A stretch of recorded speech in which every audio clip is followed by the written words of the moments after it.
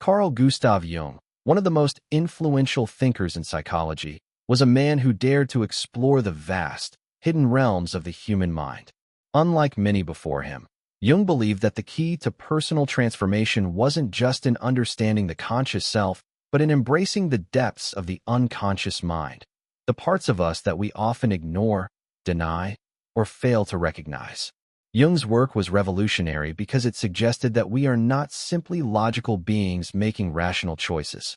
Rather, much of our behavior is shaped by unseen forces within us. He introduced concepts like archetypes, the shadow self, and the collective unconscious, offering a roadmap to understanding why we think, feel, and act the way we do. According to Jung, real growth happens when we stop running from the hidden parts of ourselves and instead face them with awareness and acceptance. One of his most profound teachings was that we project our unresolved emotions onto the people around us, especially in relationships. Many of us spend years chasing love, approval, and validation from others, not realizing that what we truly seek is already within us. By bringing our unconscious patterns to light, we free ourselves from the cycle of seeking fulfillment outside and instead begin the journey toward true inner peace.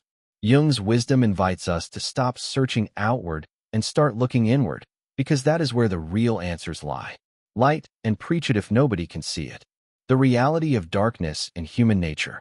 In a world that glorifies positivity, success, and light, we are often taught to avoid or suppress anything that appears dark within us.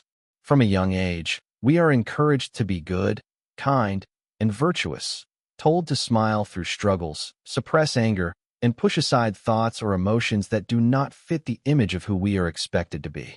Society paints an illusion that true growth comes from embracing only the positive, yet this is an incomplete understanding of human nature.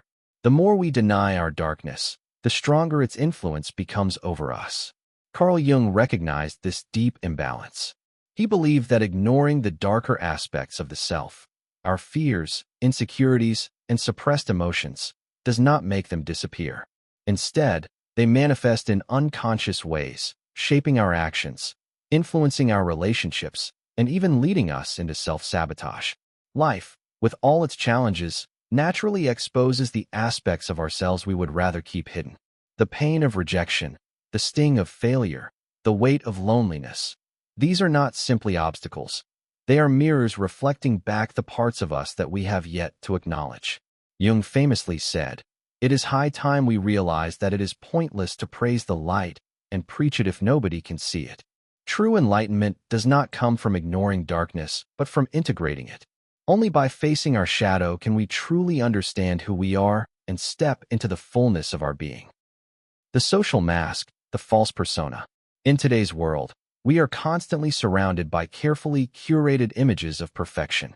Social media showcases people at their best: smiling faces, luxurious vacations, perfectly polished successes, while struggles, failures, and insecurities remain hidden beneath the surface. This illusion creates a silent competition, a collective belief that we, too, must only present the most likable and successful version of ourselves.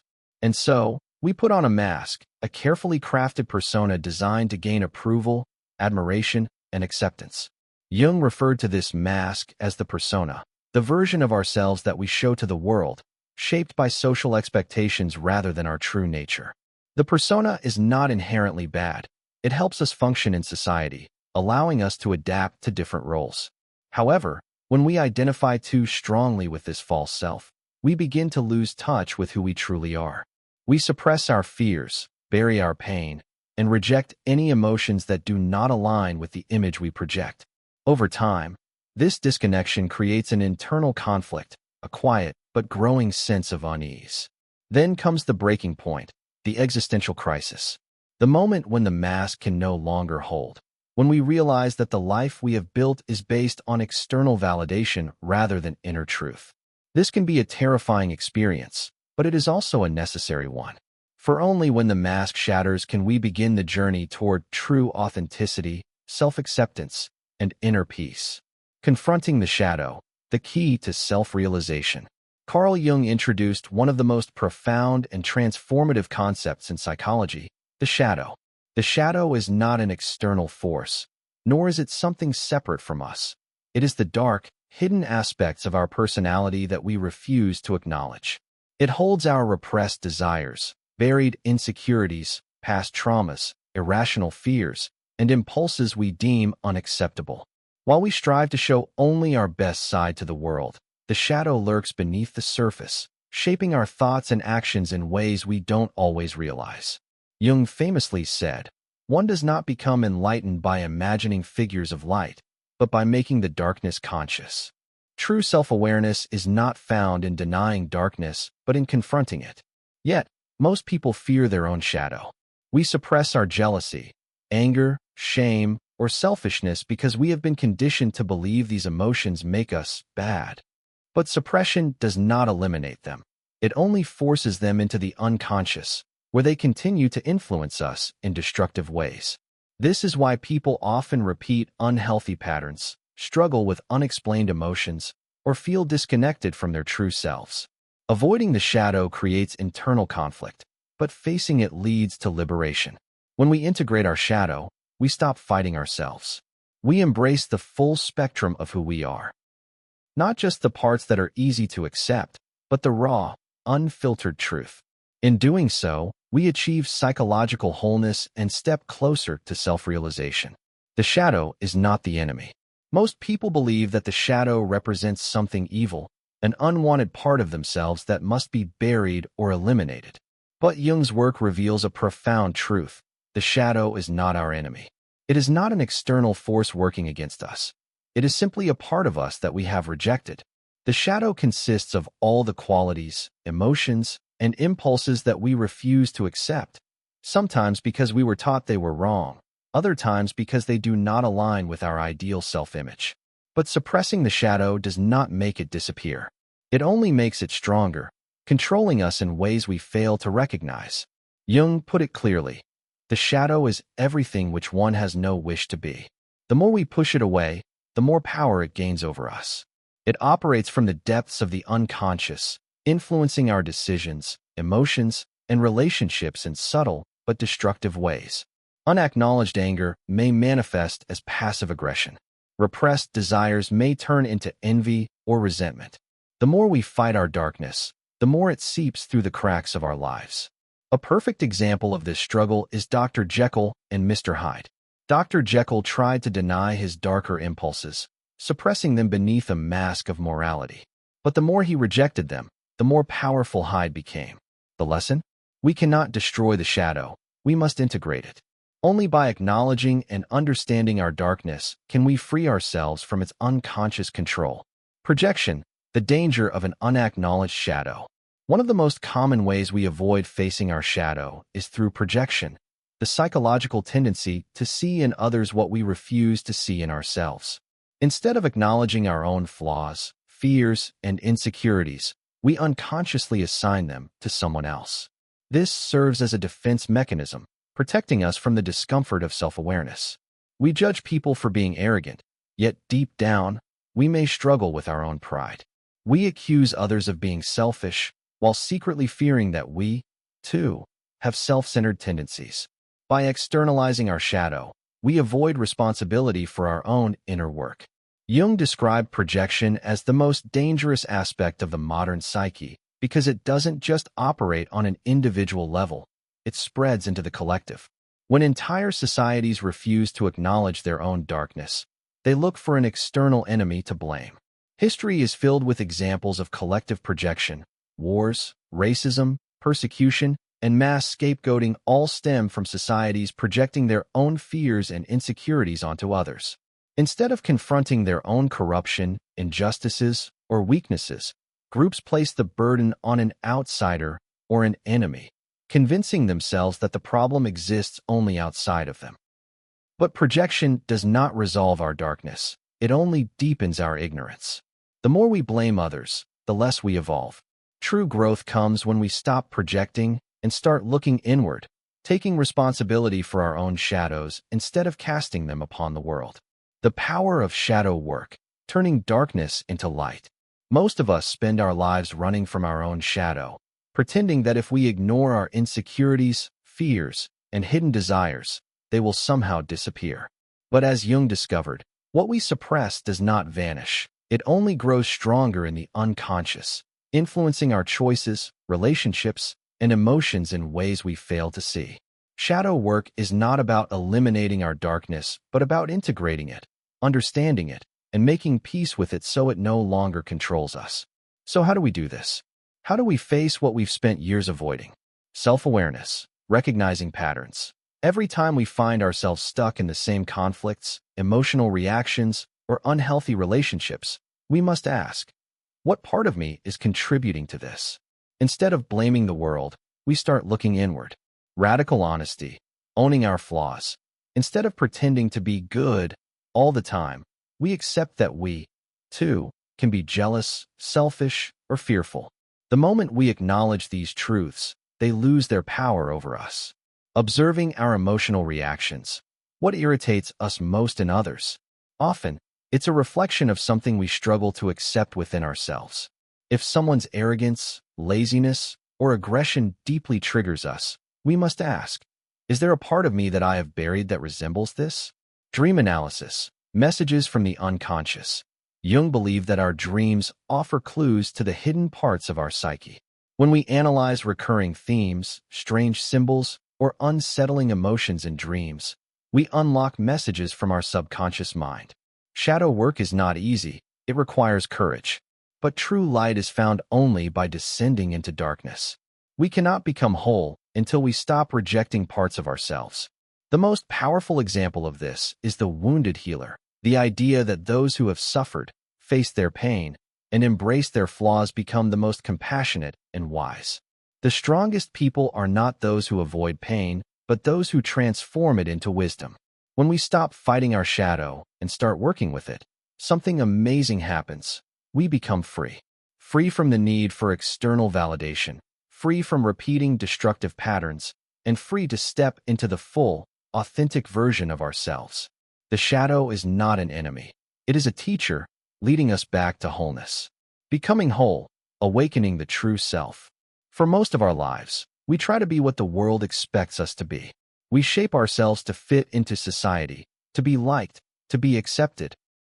We suppress emotions that seem too much, hide thoughts that don't align with what's considered good, and reject parts of ourselves that don't match the ideal version we have been taught to strive for. But by doing this, we don't just lose our flaws, we also lose our power. Carl Jung believed that within the shadow lies not just the darkness we fear, but also the potential we have yet to recognize. The shadow is not simply a collection of negative traits. It is also where our greatest strengths, talents, and hidden aspects reside. The parts of ourselves that we suppress because of fear or conditioning often hold the key to our personal growth. Think about a person who has always been timid, afraid to speak up. They avoid conflict, always trying to keep the peace. But hidden within their shadow is a strong, confident voice waiting to be expressed. If they embrace that part of themselves, they could become a powerful leader, standing firm in their beliefs. Now consider someone who is aggressive, always trying to dominate or control situations. Beneath their hardened exterior, their shadow holds deep compassion and tenderness. But because they were raised to believe that vulnerability is weakness, they bury that part of themselves, unaware that their ability to empathize could transform their relationships and bring them true connection. When we deny our shadow, we deny balance. We live in a fragmented way, always feeling like something is missing. But when we integrate it, when we stop fighting against what we fear within ourselves, we unlock our wholeness. Jung understood this well when he said, "We stop fearing the darkness once we know the phoenix in us will rise from the ashes." The darkness we resist is often the very thing that leads us to transformation. The anger we suppress may be the fire that fuels our strength. The fear we avoid may be the doorway to courage. The sadness we push away may be the path to deeper wisdom. Becoming whole does not mean becoming perfect. It means accepting all that we are. It means looking at our flaws and seeing not shame, but lessons. Looking at our fears and seeing not weakness, but potential. Looking at our struggles and seeing not defeat, but growth. When we stop running from ourselves, we finally meet the person we were always meant to be. Not the version shaped by society, but our true, authentic, and complete self. Jung's final message, the light in the darkness. Life is not about choosing between light and dark. It is about learning to hold both. Carl Jung believed that true self-realization happens at the place where light and shadow meet. It is not by denying our fears, struggles, or hidden desires that we find enlightenment, but by integrating them into a greater understanding of who we are. He saw human existence as a journey of transformation, where we must walk through the darkness in order to truly know the light. Jung famously said, "The sole purpose of human existence is to kindle a light in the darkness of mere being." This does not mean pretending to be positive all the time, nor does it mean drowning in negativity. Instead, it means looking deeply into ourselves, seeing our contradictions, and accepting them as part of the whole. The light is not the absence of darkness. It is the awareness that emerges when we embrace both. Many people seek to fix themselves, believing they must remove every flaw, erase every mistake, and become something perfect. But Jung's wisdom teaches us that we are not meant to become flawless. We are meant to become whole. The more we integrate our shadow, the more we step into our true power. The more we accept our inner struggles, the more we learn from them. But this inner work is not just personal, it is also collective. A world full of people who refuse to face their shadows is a world full of conflict, blame, and division. The wars we see outside are reflections of the wars within us. Societies that ignore their darkness project their fears onto others, creating cycles of hatred and suffering. This is why personal transformation is not just for us. It is for the world. To bring balance to ourselves, we must do the difficult work of self-awareness. We must observe our emotional reactions, question our conditioned beliefs, and have the courage to see ourselves honestly. When we do this, we create a ripple effect. The more we heal, the more we inspire others to do the same. The more we integrate our own shadows, the less we contribute to collective fear and division. Jung's final message is clear: transformation begins within. The darkness is not meant to be feared, it is meant to be understood. And when we stop running from ourselves, we begin to kindle the light that makes life truly meaningful. The journey to psychological wholeness is not about perfection, it is about completeness. Too often, we believe that becoming our best selves means removing all flaws, eliminating negative emotions, and becoming entirely good. But true growth does not come from rejecting parts of ourselves. It comes from integrating them. The shadow and the light are not enemies. They are two sides of the same coin, both essential to our existence. Jung's wisdom teaches us that freedom is found not in escaping our darkness, but in understanding it. The more we resist our fears, insecurities, and repressed desires, the more power they hold over us. But when we turn toward them with awareness, we transform them into sources of wisdom, strength, and authenticity.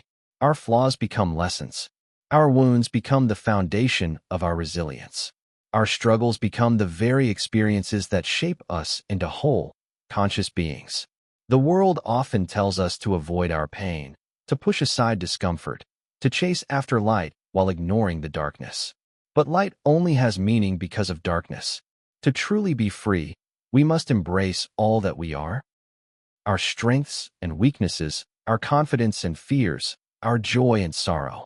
And so, the final question remains: are you willing to confront your shadow and unlock your true self?